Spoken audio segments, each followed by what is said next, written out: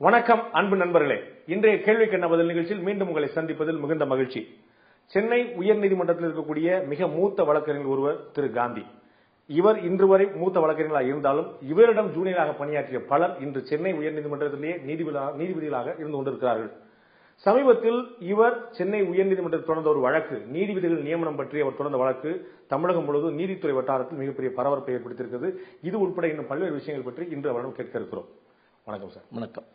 உங்களுக்கு நான் ஏற்கனவே சொன்ன மாதிரி நீங்க ரொம்ப சீனியர் மோஸ்ட் லாயர் சென்னை ஹைகோர்ட்ல இருக்கீங்க. இதுல உங்கள்ட்ட ஜூனியரா இருந்த நிறைய பேர் இன்னைக்கு சென்னை ஹைகோர்ட்லயே ஜட்ஜஸ் இருக்காங்க. இப்போ திடீர்னு நீங்க சென்னை உயர்நீதிமன்றம் மட்டும் இல்லாம இந்த வழக்கு சென்னை உயர்நீதிமன்றம் தொடர்பா இருந்தாலும் நீதிபதிகள் நியமனத்துல ஒரு வெளிப்படைத்தன்மை வேணும்னு சொல்லிட்டு நீங்க ஒரு கேஸ் போட்டிருக்கீங்க. இதற்கான அவசியம் என்ன வந்தது? இந்த முறை 12 நீதிபதிகள் தேர்ந்தெடுக்கப்படுகின்றது. 10 பேர் பார்ல இருந்தும் அப்படின்னா வழக்கறிஞர் மத்தியில் இருந்து 10 பேர்களும், 2 பேர் நீதிபதிகள் இருந்து ப்ரொமோஷன் டிஸ்ட்ரிக்ட் ஜட்ஜில இருந்து டிஸ்ட்ரிக்ட் ஜட்ஜ் உயர்நீதிமன்றத்தில் ஆவதில் எந்த விதமான பிரச்சனையும் இல்லை. ஆனால் அவர்கள் சீனியாரிட்டி பெருகி வருகின்றவர்கள். இந்த 10 பேர்களும் சரியானபடி தேர்ந்தெடுக்கப்பட்டிருக்கிறார்களா என்ற பிரச்சனை. உங்களுக்கு அதில் ஒரு சந்தேகம் இருக்கிறது? இல்லை, அது இருக்கின்றவர்களை பார்த்த உடனே தெரிந்துவிட்டது. அதிலே பலர் நீதிமன்றத்திற்கே வராதவர்கள், நீதிமன்றத்திலே வழக்கு நடத்தாதவர்கள், நீதிமன்றத்திலே வழக்கை எத்தனை வழக்கு நடத்தியிருக்கிறார் என்பதற்கான ஆதாரம் இல்லை. எங்களிடத்தில் இருக்கக்கூடிய ஆதாரத்தின்படி பார்த்தால் அவர்களுக்கு 2005, 6, 7, 8 ஒரு வழக்கு கூட இல்லை.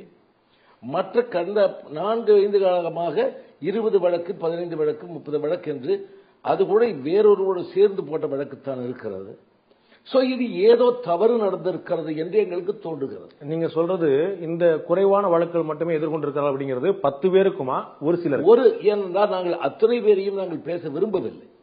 நாங்கள் முக்கியமாக ஒருவரை எடுத்து இவருக்கு இல்லை, ஒரு பானை சோற்றுக்கு ஒரு பதம், இவருக்கு இல்லை, ஆதலால் உண்மைதானா இல்லையா என்பதை சொல்ல வேண்டும். நீதிமன்றத்தை வழக்கு போட்டிருக்கிறோம், இவரைத்தான் குறிப்பாக சொல்கிறோம். இந்த ஒரு அம்மையாருக்கு இந்த இல்லை, ஆதலால் நீங்கள் அவரை தேர்ந்தெடுத்தது தவறு. எங்களிடத்தில் இருக்கக்கூடிய ரெக்கார்டுகளின்படி அவருக்கு இத்தனை வழக்குகள் இல்லை, ஆதலால் அவர்களுக்கு 25 சுப்ரீம் கோர்ட்ல 25 கண்டிஷன்ஸ் கொடுத்திருக்கிறார்கள். இத்தனையும் நீங்கள் காப்பாற்ற வேண்டும். எத்தனை வழக்கு நடத்தியிருக்கிறீர்கள்? உங்களுடைய வழக்குகள் எத்தனை சுப்ரீம் கோர்ட்டில் போயிருக்கிறது? சுப்ரீம் கோர்ட்டிலும் ஹைகோர்ட்டிலும் எத்தனை வழக்குகள் லா ஜேர்னல் எல்லாம் வந்திருக்கிறது? தீர்ப்புகள் எல்லாம் எத்தனை வந்திருக்கிறது? நீங்கள் நடத்தியவை எத்தனை அவைகள் வந்திருக்க என்பதை போன்ற கேள்விகளுக்கான பதில்களும் இல்லை. ஆதலால் வழக்கு போட வேண்டிய கட்டாயத்திற்கு வந்தேன். இது எல்லாமே ஒரு வழக்கறிஞரை பற்றியது. இன்னும் 3-4 பேர்களை பற்றியும் எங்களிடத்தில் இருக்கிறது. ஆனால் அவர்களை பற்றி போட விரும்பவில்லை. ஏன்னா எல்லோரை பற்றி போட வேண்டிய அவசியம் இல்லை. ஒன்று தவறு என்று சொன்னால் அது தவறாக இருப்பதனால் மீண்டும் எல்லோரையும் நீங்களே எடுத்து பாருங்கள். நாங்கள் நீதிபதிகளிடத்திலே சொல்லுகிறோம், இவர் தவறு என்பதை நான் சுட்டிக்காட்டிவிட்டேன். நீங்கள் ரெக்கார்டுகளை கொண்டு வர சொல்லுங்கள். அனைவருடைய வக்காடுகளும் உங்களுக்கு வரும். இத்தனை பேரும் இத்தனை கண்டிஷன்ஸ் அவர்கள் எல்லாம் நிவர்த்தி செய்திருக்க வேண்டும். எத்தனை பேர் நிவர்த்தி செய்கிறார்கள், எத்தனை பேர் நிவர்த்தி செய்யவில்லை என்பதை நீங்கள் பாருங்கள். நான் பார்க்க வேண்டிய அவசியம் இல்லை. என்றால் நான் அத்தனை பேரையும் நான் போய் சொல்ல வேண்டிய அவசியம் இல்லை. நீங்க ஒரே ஒரு வழக்கறிஞரை மட்டுமே குறிவிக்கிறதுக்கான அடிப்படை காரணம் நியாயமான நீதிபதிகள் நியமனம் நடக்கணும் அப்படிங்கிறது மட்டும்தானா, அல்லது அந்த நீதிபதியாக பரிந்துரைக்கப்பட்டிருக்க பேர்ல உங்களுக்கு தனிப்பட்ட ஏதாவது குரோதமா? எந்த விதமான யாரு மேலும் விரோதம் கிடையாது. எந்த வித ஜாதி விரோதமும் கிடையாது. மற்றபடி அவர்களை நான் பார்த்தது கூட இல்லை. நீதிபதியாக வருகின்றவர்கள் நல்லவர்களாக இருக்க வேண்டும். நீதிபதியாக வருங்கள் சாமர்த்தியசாலிகளாக இருக்க வேண்டும். நீதிபதியாக வருங்கள் சட்டம் நிறைய தெரிந்திருக்க வேண்டும். எங்களுக்கு ஒன்றும் போகவில்லை. உங்களுக்காக வழக்காடுகிறேன். வழக்கை நடத்தக்கூடிய கட்சிக்காரர்களுக்கு நல்ல நீதிபதி இருந்தால் தானே நல்ல தீர்ப்பு கிடைக்கும். இப்ப வரப்போற நீதிபதிகள் எப்படி இருக்கணும் அப்படிங்கிற உங்களுடைய கவலை ரொம்ப நியாயமானது. ஆனா ஏற்கனவே உச்ச நீதிமன்றத்தில் இதற்கு முன்னால் இருந்த தலைமை நீதிபதிகள் சந்தேகத்துக்குரியவா இருந்தாருன்னு சொல்லிட்டு சாந்தி பூஷன், பிரசாந்த் பூஷன் அவர்கள் 2 பேருமே சொல்லியிருந்தாங்க. அவர் சீல்டு கவர்ல கொடுத்திருந்தாங்க. உச்ச நீதிமன்றம் இதை கடுமையாக கையாண்ட சோ மோட்டோ வழக்கு எடுத்தது. அதன் பிறகு அந்த வழக்கு அப்படி இருந்து விட்டது. இன்னைக்கு உச்ச நீதிமன்றத்திலையும் பல உயர்நீதிமன்றங்கள் இருக்கக்கூடிய நீதிபதிகள் நீங்கள் எதிர்பார்க்கக்கூடிய தரத்திலாம் இருக்காங்கன்னு உங்களால் சொல்ல முடியுமா? இல்லாமல் போகலாம். ஆனால் நாங்கள் அவர்களை சொல்வதற்கு இப்பொழுது என்றால் முடிந்துவிட்ட காரியம், முடிந்துவிட்ட கதை. இன்றைக்கு இவர்களே உச்சநீதிமன்றத்தில் ஏற்றுக்கொள்ளப்பட்ட இவர்களுக்கு வார்டு வந்துவிட்டால், இவர்களுக்கு நீதிபதி அப்பாயின்மெண்ட் வந்துவிட்டால் நாங்கள் ஒன்றும் செய்ய முடியாது. அதற்கு முன்னாலேயே, தவறு நடப்பதற்கு முன்னாலேயே எந்த விதமான அப்பாயின்மெண்ட் செய்துவிடக் கூடாது என்பதற்காகத்தான் அவசரமாக வழக்கை போட்டு இவர்களை மேற்கொண்டு எதுவும் நடத்த வேண்டாம் என்று ஒரு இடைக்கால தடை வாங்கியிருக்கிறோம். நீங்க இன்னைக்கு மட்டுமே முந்தானேத்து நீங்க மூத்த வழக்கறிஞர் ஆகல, நீங்க நீண்ட நெடிய அனுபவம் கொண்டவர்கள். அப்படிங்கும்போது ஒவ்வொரு நியமனம் நடக்கும் போதும் இவர்கள் இப்ப நீங்க சொல்றீங்க முன்னாள் நியமிக்கப்பட்டவர்கள் சிலரா பழுது இருக்கலாம் அப்படின்னு சொல்றீங்க.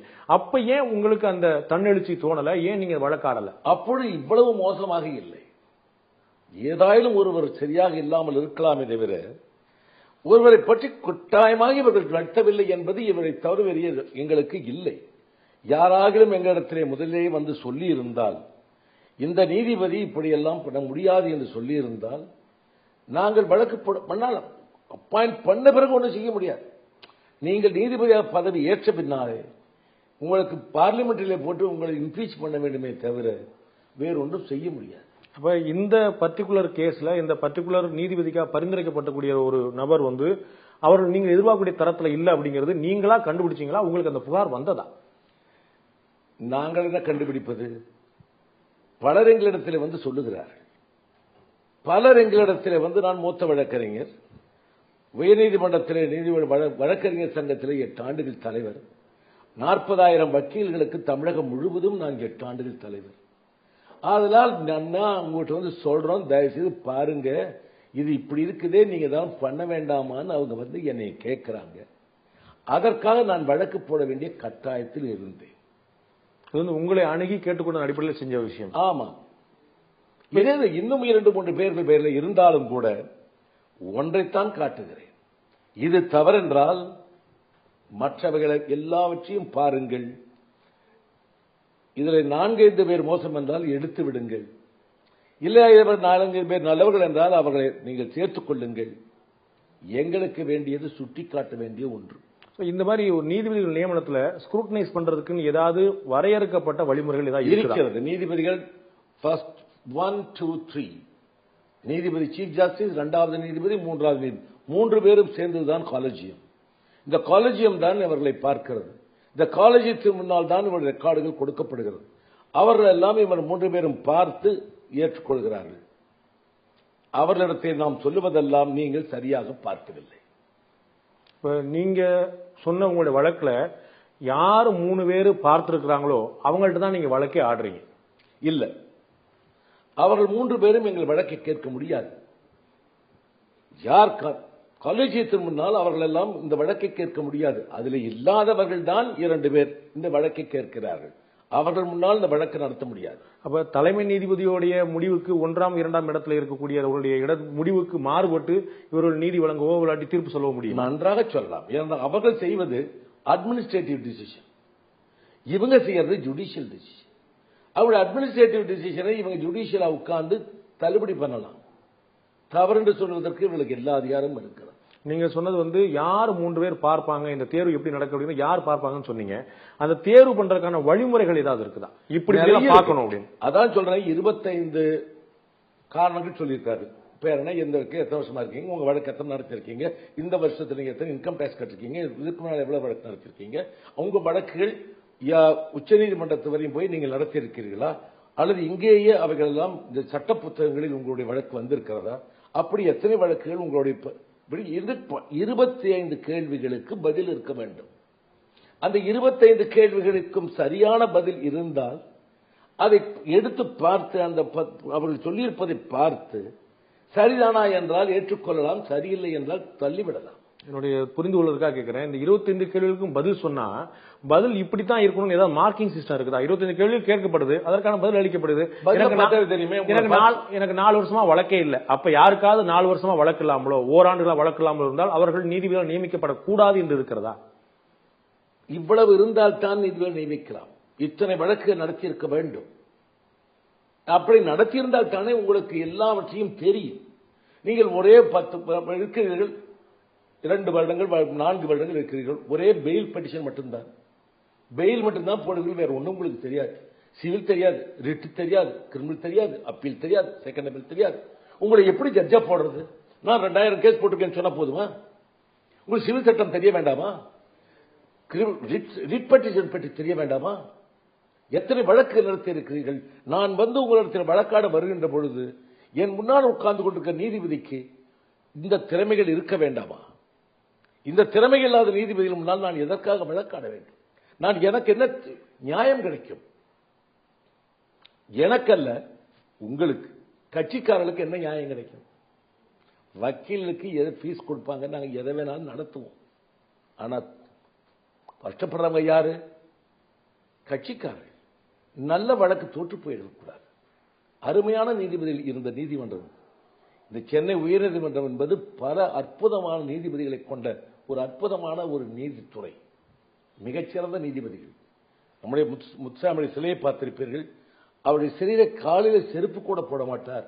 ஏனென்றால் இது ஜஸ்டிஸ், இது வந்து ஒரு நீதி தேவதையின் இடம், அங்கே செருப்பு கூட போட்டு வரக்கூடாது என்று நினைக்கக்கூடிய நீதிபதிகள் இருந்தார்கள். மிக அற்புதமான நீதிபதிகள். அந்த தீர்ப்புகள் எல்லாம் எல்லா நீதிமன்றங்களிலும் இது மெட்ராஸ் ஹைகோர்ட் தீர்ப்பு என்று சொன்னால் எடுத்து பார்க்கக்கூடிய அளவிற்கு சிறந்த நீதிபதிகளை கொண்ட ஒரு அற்புதமான நீதிமன்றம் உயர்நீதிமன்றம் சென்னை. இதே உயர்நீதிமன்றத்தில் ஒரு நீதிபதி மீது குற்றச்சாட்டு சொல்லப்பட்டு அவர் வந்து அடுத்தவர் நிலத்தை ஆக்கிரமித்திருந்தார் என்று நிலப்பு ஊழல் புகார் கூறப்பட்டு அவர் தொடர்ந்து விசாரணைகளுக்கு பிறகு நிறைய கட்டங்களுக்கு பிறகு அவர் தன்னுடைய பதவியை ராஜினாமா செய்ய வேண்டிய நிலைமை ஏற்பட்டது. அப்ப நீங்க என்ன குரல் கொடுத்தீங்க? இது மாதிரி செய்ய முடியாது எங்களால். நான் தான் சொல்லுகிறேனே, அந்த நிலைமை வருகின்ற பொழுது எங்களால் ஒன்றும் செய்ய முடியாது. ஏனென்றால் அது கட்டுப்பட்டது. அவர்கள் சட்டத்திற்கு கட்டுப்பட்டு வந்து விடுகிறார்கள். இப்பொழுதும் நாங்கள் என்ன சொல்லுகிறோம்? தவறு என்று சுட்டி காட்டுகிறோம். எடுத்துக்கொள்ள வேண்டியது நீதிபதிகளுடைய கடமை. எடுத்துக்கொள்ள வேண்டியது அவருடைய கடமை. நல்ல நீதிபதிகள் வேண்டும் என்று சொல்லுகிறேன். இவர்கள் தான் இருப்பார்கள் என்றால் கஷ்டம் உங்களுக்கு தான்.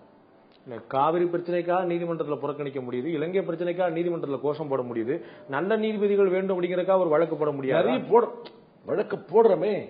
இதற்கு முன்னால் கூட பல இடங்களிலே நீதிபதிகள் திறமை மீறி தலைமை நீதிபதி இவர்களை எல்லாம் அணுகின்ற பொழுது நாங்கள் அவரிடத்தில் அணுகி நீங்கள் இப்படியெல்லாம் செய்யக்கூடாது, இது தவறு என்று நீதிபதிகளோடு போராடி இருக்கிறோம், வெற்றி பெற்றிருக்கிறோம்.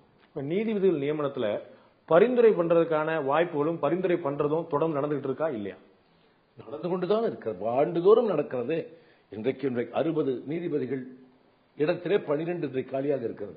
அலகாபாத்தை எடுத்துக்கொண்டால் இன்னைக்கு கூட 60 இடங்கள் காலியாக இருக்கிறது. கல்கட்டாவிலும் 30 காலியாக இருக்கிறது. எல்லா ஊர்களிலும் 20-30 இடங்கள் காலியாகத்தான் இருக்கிறது. தவறு காலியாக இருக்கவே கூடாது. காலியாக இருக்கிறது என்று சொன்னால் என்ன? அந்த நீதிமன்றம் மூடப்பட்டிருக்கின்றதான அர்த்தம். 120 பேர் இருக்க வேண்டிய இடத்துல 60 பேர் தான் இருந்தால் 50 விழுக்காடு நாட்கள் அந்த உயர்நீதிமன்றம் மூடி இருக்கிறது என்றுதான் அர்த்தம். இவ்வளவு ஆர்வம் அதிகம் கொண்டிருக்கக்கூடிய நீங்கள் அந்த மாதிரி ஏதாவது வழக்கு போட்டுக்கலாம்? சென்னையில் இருக்கக்கூடிய தமிழ்நாட்டில் இருக்கக்கூடிய நீதிபதிகள் நியமனத்துக்கு உடனடியாக அரசு நடவடிக்கை எடுக்கணும், கீழமை நீதிமன்றங்களை நீதிபதி நியமனம் நடக்கணும்னு சொல்லிட்டு வழக்கு போட்டிருக்கீங்களா? உச்ச நீதிமன்றம் சென்று 8 முறை வழக்காடி இருக்கேன் இதற்காகவே. நீதிபதிகள்ல யார் யார் வரணும் அப்படிங்கறத அந்த கொலிஜியம் தீர்மானிக்குது. ஆனா அந்த கொலிஜியத்துக்கு வந்து அவரவர்களே விண்ணப்பிக்கிறார்களா, இல்லாட்டி இவரை நீங்க நீதியா பரிசீலிக்கலாம் அப்படின்னு சொல்லிட்டு உங்களை போன்ற மூத்த வழக்கறிஞர்களோ பயிரர்களோ பரிந்துரை செய்கிறார்களா? பரிந்துரை செய்கிறார்கள். சொந்தக்காரர்களை போடுகின்றார்கள், வேண்டுகின்றவரை போடுகின்றார்கள், ஜாதிக்காரர்களை போடுகின்றார்கள். இப்படிப்பட்ட நிலை வருகின்ற பொழுதுதான் தவறு நடக்கிறது. Compromise on quality.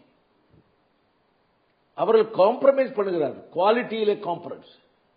நல்ல நீதிபதிகள் இருக்கின்ற பொழுது சாதாரண இது எடுத்து விடுகிறார்கள். நல்ல பையன்கள் இருக்கிறார்கள், நல்ல வழக்கறிஞர்கள் இருக்கிறார்கள். ஆனால் அவரை விட்டு இவர்களை எடுத்து எங்களை போன்ற வக்கீல்களுக்கு ப்ராப்ளத்தை உண்டாக்குறார், கஷ்டத்தை.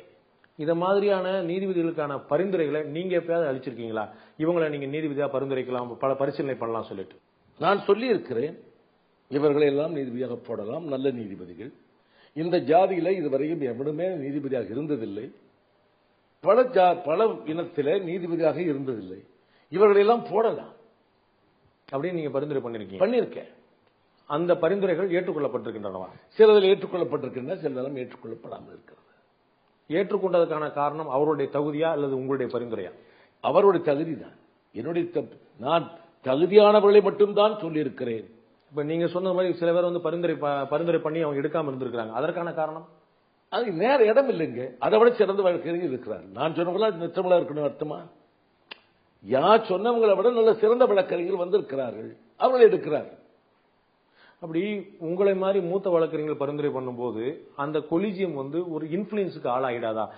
காந்தி மாதிரி மூத்த வழக்கறிஞர் சொல்லும் போது நம்ம எடுக்கலன்னா அது வந்து நமக்கு பின்னாடி வந்து ஒரு வருத்தத்துக்குரிய விஷயமா ஆகலாம்னு சொல்லிட்டு ஒரு கவலை வராதா? வருத்தத்துக்குரிய கவலை வராது.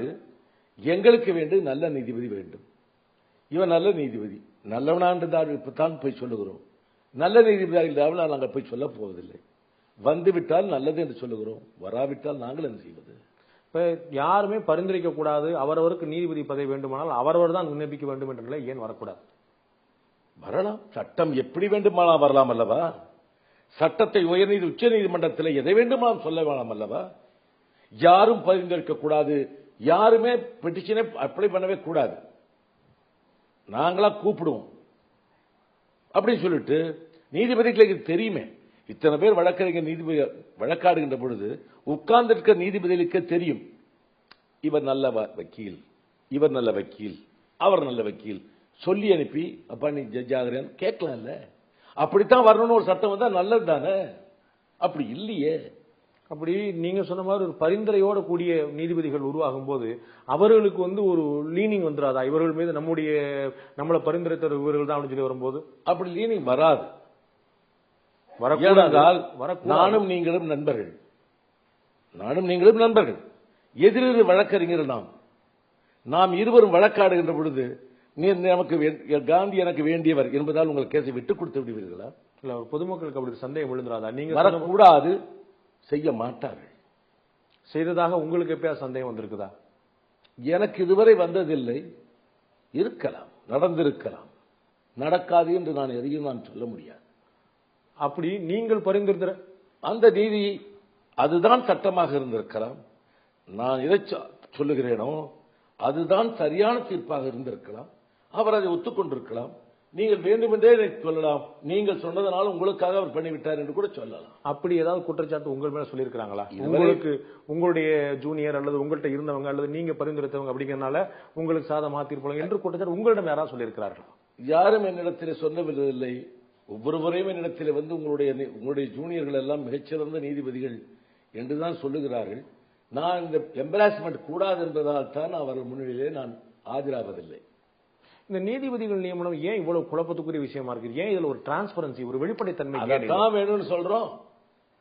மத்திய அரசு கொண்டு வந்திருக்கக்கூடிய ஒரு புதிய வழிமுறை மூலமாக அது சட்டமாகும் போது கொலிஜியம் அப்படிங்கறத எப்படி இருக்கணும் அப்படிங்கறத வெறும் நீதித்துறை மட்டும் இல்லாமல் நிர்வாகத்துறையும் சேர்ந்து கொண்டு வரும்போது அந்த புதிய மாற்றம் மூலமாக நீங்கள் நிர்வாகக்கூடிய திருப்பம் வாய்ப்பு இருக்கா? நாங்கள் அது தேவையில்லை என்று நாங்கள் எண்ணுகிறோம். இந்த நீதித்துறை இவ்வளவு நாளாக நன்றாகத்தான் நடந்து கொண்டிருந்தது. ஒரு சமயத்தில் ஒரு சிறு தவறு என்று நாங்கள் நினைக்கிறோம். தவறு இல்லை என்றால் அவர்கள் சொல்லலாம், இதையே நீங்கள் சொல்லுவது தவறு என்று சொல்லி காட்டலாம், சுட்டி காட்டலாம். எனக்கு வந்த தீர்ப்பின்படி, எனக்கு வந்த செய்தியின்படி தான் வழக்கு போட்டிருக்கிறேன் தவிர இவைகள் எல்லாம் 100க்கு 100 நான் சொல்வதெல்லாம் உண்மை என்பது இருக்க வேண்டியது அவசியம் இல்லை.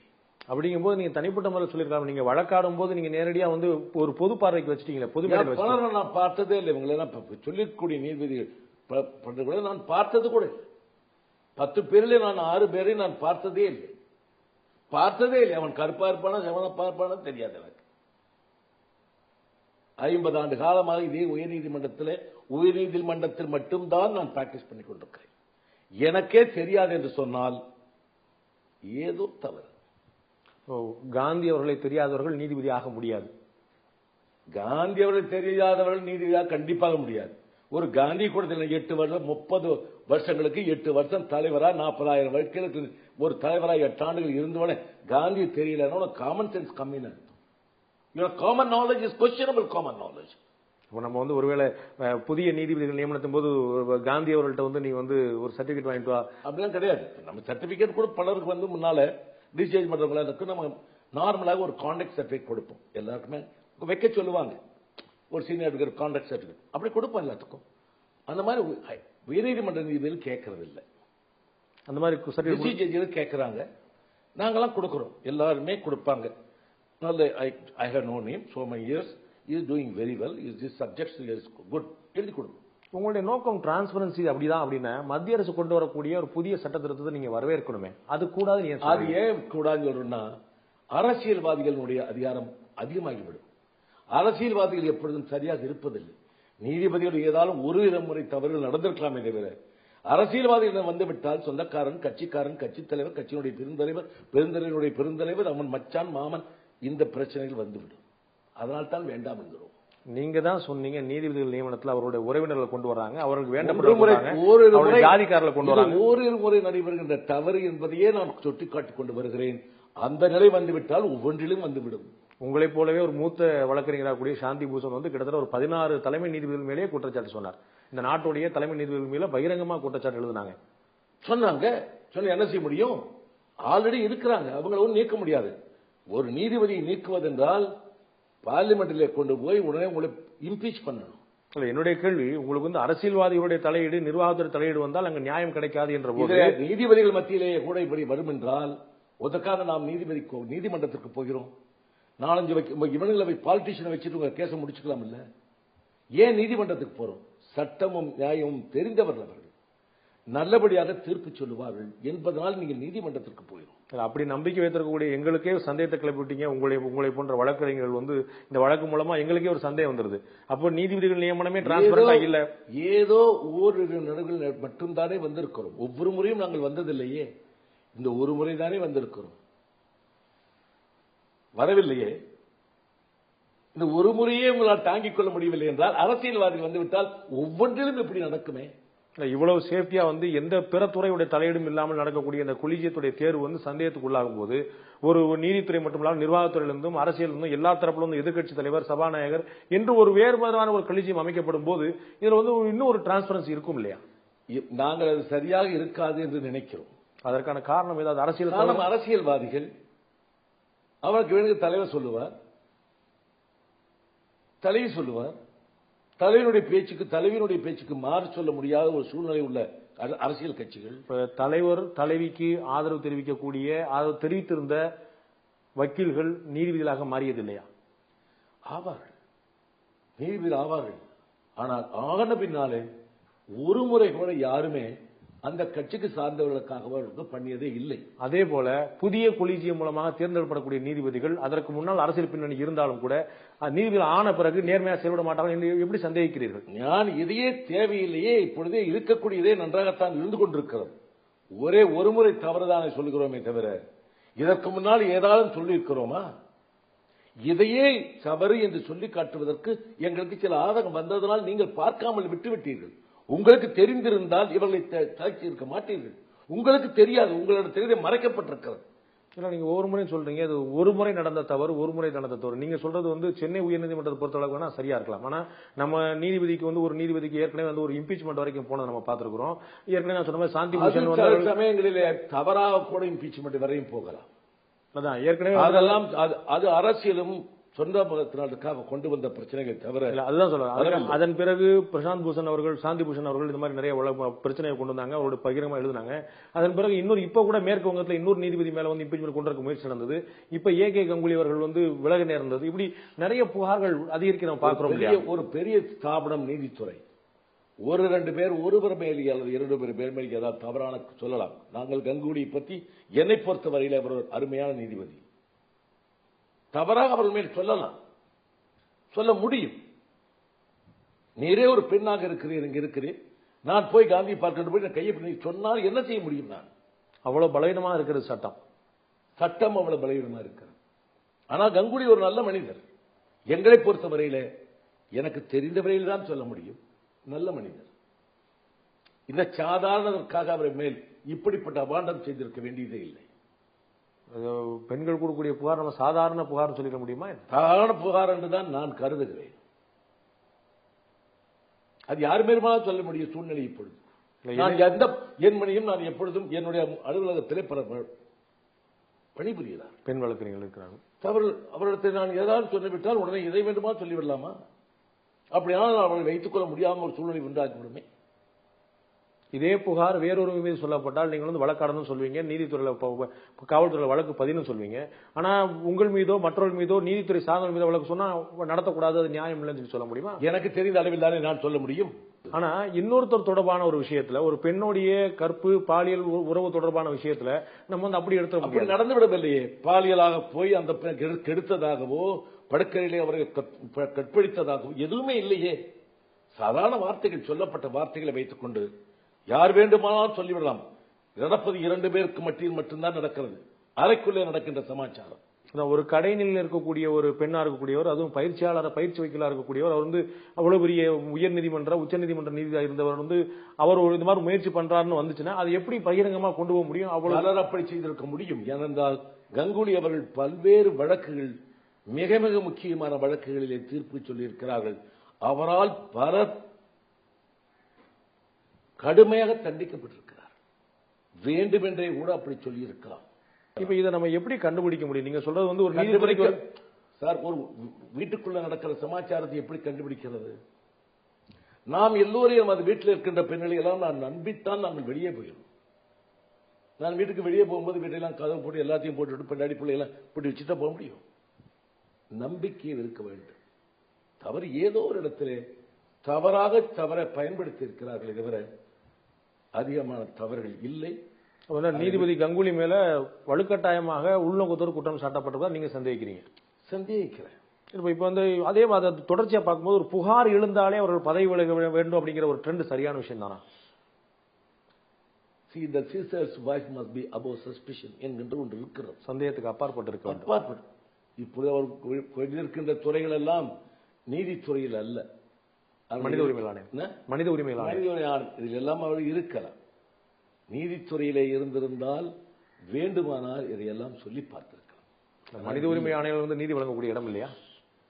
நீதி வழங்கக்கூடிய இடம் தான் என்றாலும் கூட உயர் நீதிமன்றத்தை போல உச்ச நீதிமன்றத்தை போல மிக மிக சென்சிட்டிவ் வழக்குகள் அவைகளெல்லாம் இல்லை. அதனால இது வேறு, அது வேறாத்தான். நீங்க நீதிபதிகள் நியமனம் பத்தி பேசும்போது உங்களுக்காக வழக்காடின திரு பிரபாகரன் அவர்கள் சொல்றாங்க, நீங்களும் கூட குறிப்பிட்டிருந்தீங்க, உங்களுடைய பேட்டிகளும் கூட குறிப்பிட்டிருந்தீங்க, குறிப்பிட்ட ஜாதியினர் நீதிபதிகள்ல அதிகமா இடம்பெறாங்க அப்படின்னு சொன்னீங்க. சொன்னேன். நீதிபதிகளா வர்றவங்க குறிப்பிட்ட தகுதியோட இருக்கணும்னு சொல்லணுமா, குறிப்பிட்ட ஜாதியோட இருக்கணும்னு சொல்லணுமா? இப்ப நீங்க உச்ச நீதிமன்றத்தில் தமிழகத்திலிருந்து 3 நீதிபதிகள், ஆந்திராவிலிருந்து 3 பேர், கர்நாடகத்திலிருந்து 3 பேர், எல்லா மாநிலங்களில் இருந்தும் நீதிபதிகள் உச்ச நீதிமன்றத்துக்கு எடுக்கிறார்கள். ஏன்? எல்லா மாநிலத்து ஜனங்களும், தமிழர்களும், ஆந்திரார்களும், தெலுங்கர்களும், கன்னடியர்களும் அங்கே இருக்க வேண்டும் என்று எதிர்பார்க்கிறார்கள். சட்டத்தில் இடமில்லை. சட்டத்தில் அப்படிப்பட்ட இடமே இல்லை. ஒரு புரிதலோடு நடந்து கொண்டு அதையே தான் நாங்கள் சொல்லுகிறேன். இருக்கக்கூடிய பார்ப்பனர்கள் தமிழகத்தில் 1.5 விழுக்காடு, பார்ப்பன அல்லாதவர்கள் 98.5%. நான் சொல்லுகிறேன், அவர்களை முன்னாலேயே 7 பேர் இருக்கிறார்களே, இன்னுமே 3 பேர்களை போடுகிறீர்கள் என்று கேட்கிறோம். நிறைய பேர் இன்னும் எந்த மற்ற இனத்தை சார்ந்தவர்கள் இன்னும் வரவே இல்லையே. அவர்களுக்கு ஒரு வாய்ப்பு கொடுத்தால் என்ன? நல்லதாம் இருக்கிறார். இவர்களை விட அவர் நல்ல சாமர்த்தியம் இருக்கின்ற போது அவர்களுக்கு கொடுக்கலாமே. இப்ப நீங்க சொல்ல போறதுல ஏற்கனவே இருக்கக்கூடிய 7 நீதிபதிகளோ அல்லது புதிதாக பரிந்துரைக்கப்பட்டக்கூடிய 3 நீதிபதிகளோ பிராமணர்களா இருக்கிறார்கள் என்று பார்க்க வேண்டுமா, இல்லாட்டி தகுதி குறைந்தவர்களா இருக்கிறார் என்று பார்க்க? குறைந்தவர்களாக இருப்பது ஒன்று, சேர்ப்பதும் தவறு. ஏனென்றால் நீதித்துறையில இவ்வளவுதான் இருக்கணும். 10 பேர் இருந்தாங்க, நாங்க 6 பேர்ல 10 பேர் இருக்காங்க, இன்னும் 15 பேர் இருக்காங்க. மற்றவர்களுக்கும் வழக்கு நடத்த முடியாது. கட்சிக்காரன் வர என்ன பார்ப்பான்? அவர் என்ன ஜாதிக்காரர்? கட்சிக்காரன் வந்து உங்க ஜாதியை வச்சு தானே உங்களுக்கு வேலை, இதுல உங்களுக்கு அப்பாயின்மெண்ட் எல்லாமே அப்படித்தான் நடக்குதுங்க. நீங்க வழக்காடுவதும் எந்த நீதிபதி நம்ம ஜாதி நீதிபதி இருக்கிறான்னு பார்த்து தான் வழக்காடுறீங்களா? அப்படி கிடையாது. நீங்க போனீங்கன்னா கட்சிக்காரன் வர்றவன் அப்படி பார்த்துதான் வைப்பான். அவனுக்கு வேண்டியது எப்படியா ஜெயிக்கணும் இல்ல, அவனுக்கு வேண்டியது எப்படியா ஜெயிக்கணும். ஒரு வாதம் பண்றவர், வழக்காட நினைக்கிறவரு தன்னுடைய ஜாதிக்காரரை வந்து சொன்னார்னா அவருக்கு புரியும் ஒரு நினைப்போட வரலாம். ஆனா வழக்கறிஞர் நீதிபதியும் தன்னுடைய ஜாதிக்கார வரணும் எதிர்பார்க்கலாமா? அப்படி கட்சிக்காரன் எதிர்பார்க்கிறான். பல நிதி நடக்கிறது. பொதுமக்கள் எதிர்பார்க்கிறாங்க அப்படிங்கிற நம்ம அந்த ஜாதிக்கார கொண்டு வர முடியும். கட்சிக்காரன் வர்றவங்க யாருக்கிட்ட ஜெயிப்பான்? இவரை விட அவரே அவங்க ஜாதி காலையை வச்சு விட்டா வெற்றிக்கு வாய்ப்புகள் ஜாஸ்தி நினைக்கிறான். தவறா இருக்கலாம். அப்ப உங்களுடைய பார்வையிலேயே ஜாதி அடிப்படையில் நீதிபதிகள் நியமித்தால் ஜாதி அடிப்படையில் தான் வழக்குகளும் நடக்கும். வழக்கு நடக்காது. ஆனால் அதிகமான ஆட்கள் அவரிடத்தில் போவதற்கு வாய்ப்பு ஜாஸ்தி. பலர் வருகக்கூடிய கட்சிக்காரர்கள் அவர்களை வைத்துக் கொண்டால் நல்லது என்று நினைப்பார்கள். அப்ப நீங்கள் பல நெருங்கில் உச்ச நீதிமன்றத்திற்கு போனால் போன உடனே யாரை வைப்பது என்பதை உடனே சொல்லுவார்கள். அப்ப நீங்க சொல்ற துறைக்கு இவர்களை வைக்க வேண்டும், இவரை வைக்கணும் சொல்றாங்க. அப்படி ஆனா இருக்கக்கூடிய எண்ணிக்கையில் அதிகப்படியான எண்ணிக்கையில் ஒரு பகுதியை சார்ந்தவர்கள் இருப்பார்களே ஆனால் அதிகமான அங்கே போய்விடும் என்பதை மறக்க முடியாது. அப்படிங்கும் போது நாளைக்கு உங்களுடைய பார்வையில அதே மாதிரி ஒவ்வொரு குறிப்பிட்ட ஜாதிக்கும் பிரதிநிதித்துவம் கொடுத்தோம்னா இது இந்த நீதிபதியோட அறை அப்படின்னு போகுமா, இது இந்த ஜாதி நீதிபதியோட அறை அது அந்த ஜாதியோட நீதிபதி அறைன்னு போகுமா? நீதிபதியை போன பிற்பாடு தானே கட்சிக்காரன் வர்றான். ஒரு இடத்துல போட்ட பிறகு ஒரு நீதிபதியின் வழக்கு வருது, வந்த உடனே கட்சிக்காரன் வரான், இல்லைங்க வேற வச்சுக்கலாம், அவரை வைக்கலாம். அவனை தப்பு சொல்ல முடியாது. அவனுக்கு எப்படியா வெற்றி பெறணும். உண்மை இருக்கலாம், இல்லாமல் போகலாம். ஆனாலும் கூட அவனை பொறுத்தவரையில எப்படியாவது வெற்றி பெற வேண்டும். அப்ப நீங்க சொல்ற வார்த்தையிலே இருக்கலாம் இல்லாமல் போலாம் சொல்றீங்க. ஆனா எப்படியாவது வெற்றி பெற வேண்டும் அப்படிங்கிற நீங்க திறந்து வலியுறுத்துறீங்க. கட்சிக்காரன் தானே நினைப்பான். இல்ல எப்படியாவது வெற்றி பெறணும்னா அந்த வழக்கறிஞர், அதாவது நீதிபதியும் வழக்கறிஞரும் ஒரே ஜாதியை சேர்ந்தவராக இருந்தால் அவருக்கு சாதமாக தான் தீர்ப்பு வரும் என்று அர்த்தமா? அர்த்தம் அல்ல. நான் மீண்டும் மீண்டும் சொல்லுகிறேன், அவனுக்கு புரியாமல் இருக்கலாம், உமக்கு புரிந்து கொண்டே புரியாதது போல் பேசுகிறீர்கள். நீங்க மிக மூத்த வழக்கறிஞர். ஒரு இனத்தை சார்ந்தவர் முன்னிலையிலே வழக்கு வருகின்ற பொழுது கட்சிக்காரன் நினைக்கிறான் அதே இனத்தை வைத்து விட்டால் நல்லது, இவரை விட அவர் போனால் இன்னும் கொஞ்சம் வசதியாக இருக்கும் என்று அவன் நினைக்கிறான். அவனுக்கு வழக்குத்தானே முக்கியமே தவிர இது ஜாதிக்கு போகலாமா வேண்டாம் என்பதெல்லாம் அவனுக்கு முக்கியம். ஒரு பாமரனுடைய பார்வை அப்படி இருக்கலாம், இவ்வளவு பெரிய மூத்த வழக்கறிஞராக இருக்கக்கூடிய உங்களுடைய பார்வை அப்படி இருக்கலாமா? என்னுடைய பார்வை அப்படி இல்லை. ஆனால் அவர்கள் எல்லாம் வருகின்றவர்கள் இப்படி ஆவார்கள் என்பதுதான் அதை நாங்கள் தவிர்த்து விட வேண்டும் என்று சொல்லுகிறேன். அந்த நிலைக்கு கொடுக்க வேண்டாம். நீங்கள் ஏன் அதை கொடுக்கிறீர்கள்? அந்த சான்ஸ் ஏன் அந்த நிலை உருவாக வேண்டும்? இன்னைக்கு உயர்நீதிமன்றத்தில் இன்றைக்கு 60 வழக்கறிஞர் நீதிபதிகள் 30 பேர் பிராமணர்கள் இருந்தால் மற்ற வழக்கறிஞர்களுக்கு பாதி பேருக்கு வேலையே இருக்காது. அப்படின்னு நீங்க அவர்கள் நீதிபதிகளா பார்க்கலாம அவங்களோட ஜாதி அடிப்படையில் பாக்குறீங்க? கட்சிக்காரன் பார்க்கலாம். இல்ல இந்த நாட்டுடைய ஜனாதிபதியா அப்துல் கலாம் இருந்தாருன்னா அவர் இஸ்லாமியர் அப்படிங்கறதுக்காக தகுதி அடிப்படையிலையா? நாராயணன் இருந்தாருன்னா அவர் தலித் என்பதற்காக தகுதி அடிப்படையிலையா? தகுதி அடிப்படையில் தான் எல்லாம் வருகிறது இல்லையா? எல்லோரும் இங்கே போடுகின்ற மந்திரிகள் எல்லாம் அவருடைய பார்த்துத்தான் போடுகிறார்களா? தகுதி அடிப்படையில் போடப்படுகிறார்களா? அப்ப நம்ம தகுதியை கேள்வி எழுப்பணுமா, ஜாதியை கேள்வி எழுப்பணுமா? ஜாதியும் இதில் நீங்கள் இருக்கிறது பின்னிப்பிணைந்து இருக்கிறது என்பதை மறந்துவிட வேண்டாம். ஏன் ஒவ்வொரு முறையும் போடுகின்ற பொழுதும் எவ்வளவு எதிர்ப்போதே எடுக்கிறார்கள். உச்சநீதிமன்றத்தில் ஏன் தமிழகத்திலிருந்து 3 நீதிபதிகள் தமிழகத்திலிருந்து வர வேண்டும்? ஏன் ஆந்திராவில் 3 பேர் எக்ஸ்ட்ரா வந்து ஆயிராதா? உங்களுடைய பார்வையில் நீதித்துறையில் ஜாதியம் பின்னி பிணைந்து இருக்கிறது. தேர்ந்தெடுக்கக்கூடிய நிலைமையிலே அவர்கள் வருகின்ற பொழுது மற்றவர்கள் எல்லாம் மற்ற இனத்தவர்கள் யாருமே வர 60 வருஷத்துல சில கம்யூனிட்டிஸ் வரவே இல்லை, நீதிபதியா வரவே இல்லை. வரணும்னு ஒருத்தருக்கு ஆசை இருக்காதா? அவன் வர வேண்டாமா? நிச்சயமா வரணும். வரணும்னா எப்படி வர முடியும்? உங்களுடைய கோரிக்கை இவர்கள் வர வேண்டும் என்று கோராமல் இவர்கள் வரக்கூடாது என்று கோருவது எப்படி நியாயம்? அவருடைய தகுதியுள்ளவர்கள் இருக்கின்ற பொழுது தயவுசெய்து அவர்களை எடுங்கள், இவர்களுக்கு பதிலாக என்று சொல்கிறேன். உங்களுடைய பிரதான நோக்கம் ஜாதியா தகுதியா? தகுதி உட்பட்ட ஜாதி. அப்ப நீங்க கேட்பது நேரடியா இடஒதுக்கீடு. கிட்டத்தட்ட இடஒதுக்கீடு தானே. அதுல என்ன கிட்டத்தட்ட? அப்படிதான் சொல்ற. வேற என்ன நடக்குது? இல்ல நேரடியா இடஒதுக்கீடு கேட்டலாமே. அப்ப சுப்ரீம் கோர்ட்ல என்ன நடக்குது? இல்ல நம்ம நேரடியா இடஒதுக்கீடு கேட்டலாமே. அப்ப சுப்ரீம் கோர்ட் இடஒதுக்கீடு தான் நடக்குது. தமிழகத்திலிருந்து 3 பேர் தமிழகம் தான் வர முடியுது. ஆந்திராவில் தான் ஆந்திராக்காரன் வர, கர்நாடகாவில் வர. ஏன் உச்சநீதிமன்றத்துக்கு ஆந்திராவிலிருந்து இல்ல பெங்கால் இருந்து ஒரு 10 பேரை போட்டலாம், பாம்பே இருந்து ஒரு 10 பேரை போட்டா பாசி எல்லாத்தையும் போட்டலாமே. இல்ல மாநிலங்களுடைய பங்களிப்பும் ஜாதியுடைய பங்களிப்பும் ஒன்றா பார்க்க முடியுமா? இந்தியா பங்களிப்பும் ஒரு மத்திய இருக்கின்ற பங்களிப்பும் என்ன வித்தியாசம் இருக்கிறது? இந்திய ஐக்கியம் அப்படிங்கும் போது பல மாநிலங்களை சேர்ந்தவங்க எல்லா மாநிலத்தை பிரதிநிதித்துவம் வேணும்னு சொல்லி சொல்றாங்க. அது பாருங்க, அதுல மட்டும் எல்லா பிரதிநிதித்துவம் வேணும்னு சொல்றீங்க. இங்க கூட ஜாதி இருக்கிறவனும் இவ்வளவு பிரதிநிதித்துவம் வேணும்னு நான் சொன்னா நீ ஜாதியை பேசுற, ஒரு ஜாதி நீ மெரிக்கலான்னு சொல்றீங்க. அது ஆல் இந்தியாவுக்கு போகும்போது அது எல்லாரும் இருக்கணும்னு பிரதிநிதித்துவம் கேட்கறீங்க. இதுவும் பிரதிநிதித்துவம் தான், ஒரு மாதிரியான பிரதிநிதித்துவம். நேரடியாக நீங்கள் இடஒதுக்கீடு கேட்க தயங்குவது ஏன்? நேரடியாக இடஒதுக்கீடு போட முடியாது. ஏனென்றால் ஒரு முறை இந்த ஜாதிக்காரர்கள் அதிகமான பேர் தகுதியானவர்கள் இருக்கலாம், அடுத்த முறை இல்லாமலே இருக்கலாம். இப்ப நீங்க கேட்கக்கூடிய விஷயம் சட்டப்படி அனுமதிக்கப்பட்ட விஷயம் அல்ல, ஆனால் நீங்கள் வலியுறுத்துகிறீர்கள். சட்டப்படி எதுவுமே இல்லை, ஒரு நியாயப்படி சொல்லுகிறேன். நியாயமாக எல்லோருக்கும் ஒரு விதமான இடம் வேண்டும். எல்லா சார்ந்தவர்களுக்கும் இங்கே ஒரு இடம் வேண்டும். 60 ஆண்டு காலமாக இந்த நீதித்துறை இருக்கிறது. இந்த கட்சியை சேர்ந்தவர்கள் வரவே இல்லை. அந்த ஊரில் அவர்கள் எல்லாம் வந்தால் அந்த துறை இருக்கும். அவர்கள் நியாயமாக தொழில் செய்கிறார்கள். அப்படிப்பட்ட இருக்கின்ற போது ஏன் அவர்களுக்கு கொடுக்காமல் ஒரு குறிப்பிட்ட இடத்தையே மாற்றி மாற்றி கொடுக்கிறீர்கள்? நீங்கள் வேண்டும் என்று செய்கிறீர்கள். அது வேண்டாம் என்று தான் சொல்லுகிறேன். அப்படிங்கும் போது இந்த கொலிஜியன் சிஸ்டத்தை காலி பண்ணிட்டு நேரடியா தேர்வு எழுதுங்க, பாஸ் பண்ணுங்க, வாங்க சொன்னா எல்லாருக்கும் விருப்பம் கிடைச்சிருமே. நீங்க சொல்றது ரொம்ப ஃபர்ஸ்ட் கிளாஸ். டிசிஷன் அப்படி எழுதுறாங்க. ஃபர்ஸ்ட் கிளாஸ் நல்லதுதான். என்னை போடுச்சுன்னா நீங்க இப்ப டிசிஷன் எழுதணும் வரோம்னா நீங்க எழுதுறது பெரிய கஷ்டம். ஹைகோர்ட் சுலபமா வந்துடலாம். டிசிஷன் வர்றது ரொம்ப கஷ்டம். தேர்வு எழுத வேண்டியிருக்கு. நீங்க உங்களுக்கு பிடிச்சா போதும் எடுத்துக்கலாம். உங்களுடைய பார்வையில் மாவட்ட நீதிபதி ஆறது கடினம், உயர்நீதிமன்ற நீதிபதி ஆறது சுலபம். யாரை பிடிச்சா நீதிபதி ஆகலாம்? அப்படியே முடியாது. அது உங்களுக்கு தெரியும், தெரிஞ்சிருக்கணும். நீர் பெரிய சமத்தி பெரிய கம்பெனி சேர்ந்தவர், உங்களுக்கு தெரியும். எனக்கு தெரியாது. எனக்கு தெரிஞ்சுக்க வேண்டிய அவசியம் இல்லை. உமக்கு தெரிஞ்ச வேண்டிய அவசியம். நானா நீதிபதி ஆகிறேன் இந்த வயசுல, இல்லை பையன் வரானா?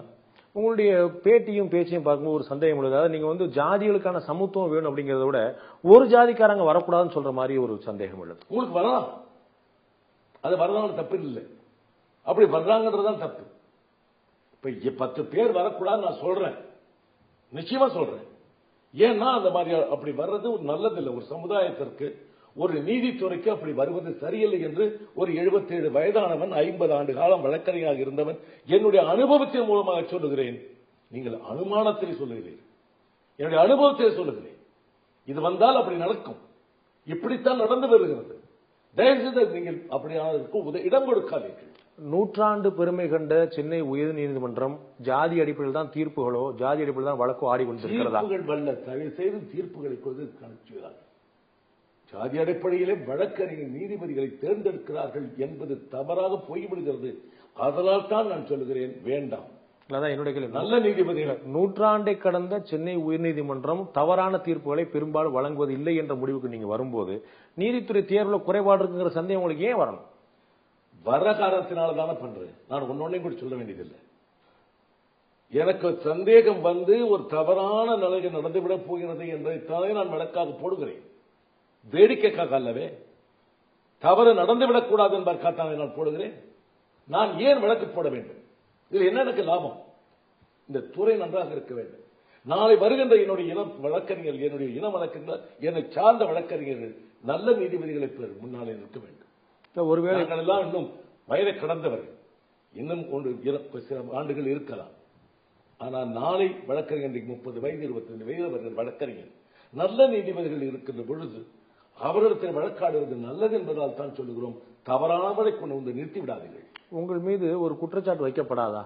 இவர் பரிந்துரைத்த நீதிபதி ஆக்கப்படவில்லை, அதனால் தான் இவர் இந்த வழக்கு போடுகிறார் என்ற ஒரு குற்றச்சாட்டு வராதா? வரலாம். வந்தா நான் பரிந்துரைத்தவர்கள் நான் 4-5 பேர்களை சொல்லுகிறேன்.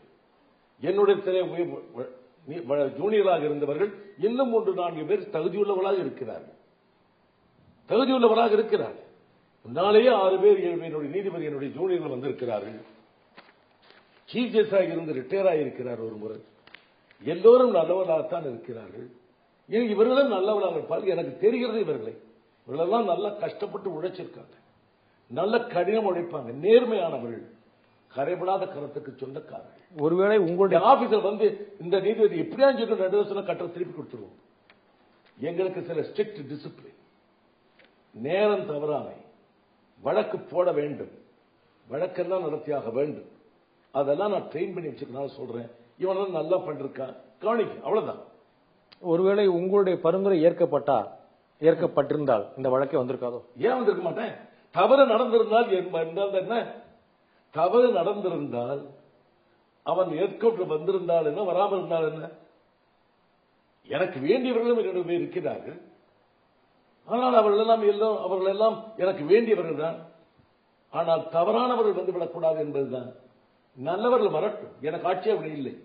தவறானவர்கள் வந்துவிட வேண்டாம் என்பதுதான் என்னுடைய திரும்ப சொல்லுகிறேன்.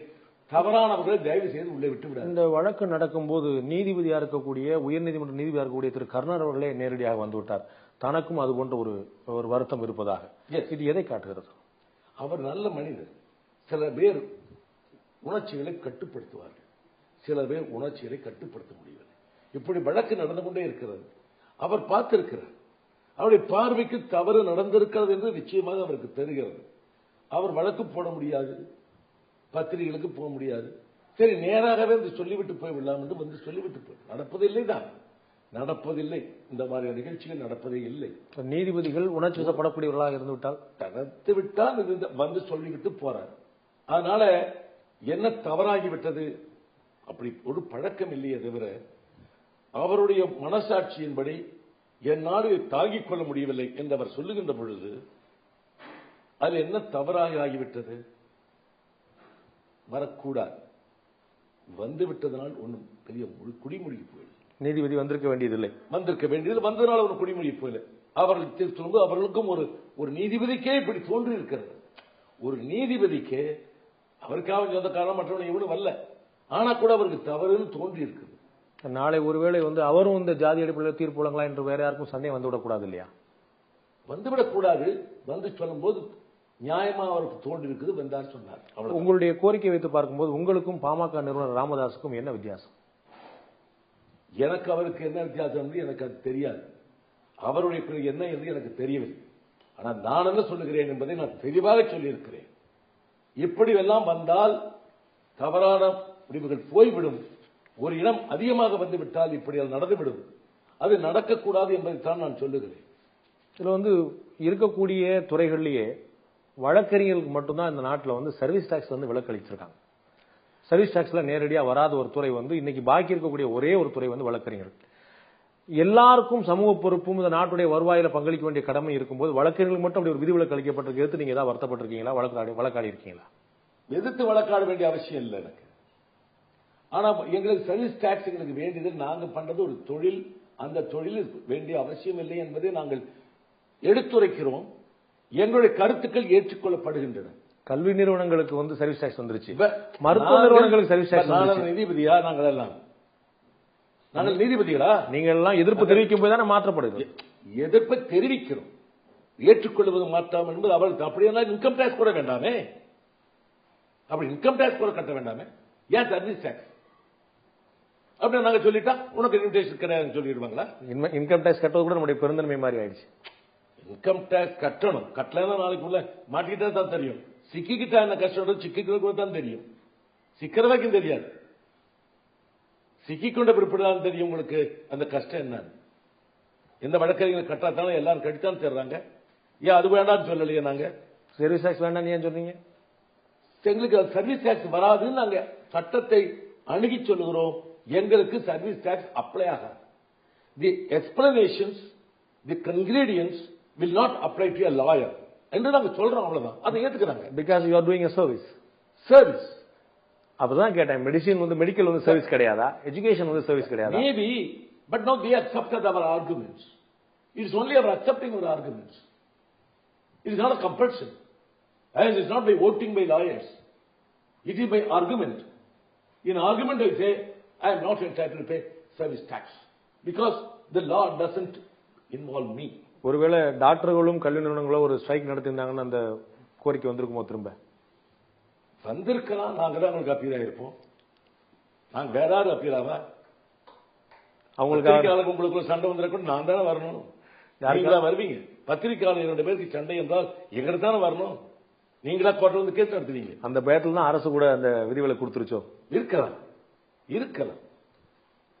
அரசுக்கு அரசு வழக்கறிஞர்களே எல்லோரும் வக்கீல் தானே, அரசை விதித்தானே நம்பி இருக்கிறார்கள். இவ்வளவு நேரம் உங்களுடைய கருத்துக்களை ரொம்ப வெளிப்படையா எங்களோட பகிர்ந்து கொண்டீங்க. உங்களுடைய நல்ல நோக்கங்கள் நிறைவேற எங்களுடைய வாழ்த்துக்கள். நல்ல நோக்கங்களுக்காகத்தானே நாங்கள் இருக்கிறோம்.